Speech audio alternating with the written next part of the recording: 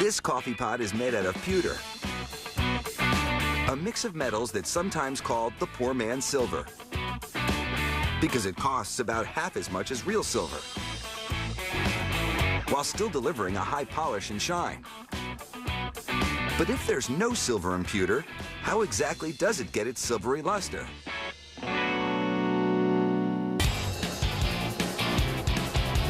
Making pewter coffee pots starts with melting down bars of pewter to cast the solid parts of the pot. The handle you hold when you pour the coffee, and the decorative knob or finial you use to lift up the lid. Pewter is made up of about 90% tin, a silvery gray metal that looks a lot like silver and is highly resistant to tarnish, so the coffee pots will polish up and hold their shine. Along with the tin, there are small amounts of other metals in the pewter, including copper and bismuth, and an element called antimony to strengthen and harden the pewter. To cast the pewter into the solid parts of the pot, it's heated to 430 degrees to melt it into a molten state so it can be poured into the center of a mold inside a casting machine. The machine takes the mold for a spin at 750 revolutions a minute. The centrifugal force pulls the melted pewter to the outer edges of the mold and into cavities to form the parts. This mold makes the finials, or knobs. After just a few minutes, the finials can be popped out and snapped off the pewter spokes that hardened in the channels. The spout is cast out of the same molten pewter. But if it were simply poured into a mold, the spout would be a solid piece of pewter with no place for the coffee to pour out. To get a hollow spout, the pewter is poured into a rotating brass mold that's tilted to pour out the excess pewter just a split second after it's poured in. The brass mold is cooler than the molten pewter, so the pewter closest to the brass cools and hardens on contact to form a pewter shell inside the mold.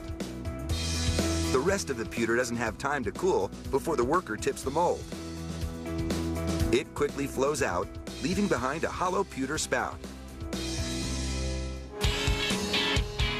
The pot part of the coffee pot is made out of a flat pewter disc, 12.5 inches in diameter, that's pressed into a series of dies to squeeze the disc inward and stretch it upward into a narrow pewter cylinder. Here, you can see how the pewter stretches as the 30-ton press forces it into one of the dies. It takes a succession of 5 dies to stretch the flat disc into a cylinder 7 inches tall. To add stylish curves to the coffee pot, the plain pewter cylinder is shaped on a lathe, a machine that spins the pot while a worker presses into the pewter with steel tools. The shape comes from a mold, or chuck, that's placed inside the pot before it goes on the lathe. The tool presses the pewter into the mold until the pewter takes on the same shape. A cutting tool on the lathe trims the lip on the top of the pot to make it even and smooth all the way around. Another tool folds over the lip into a bead to complete the pot. The pots are then drilled with small holes where the spouts attach so the coffee can pour out. Then, the coffee pots are assembled. The base goes on first, followed by the handle and spout. A tin-based solder bonds the parts together tightly and makes a watertight seam between the spout and the pot so no coffee leaks out. The finishing touch is the finial and hinge that's soldered to the lid to complete the coffee pot. To bring out the silvery luster of the pewter, a worker buffs it with cotton buffing wheels and some jewelry polish. Every inch of the coffee pot is polished until it's so shiny you can see your reflection.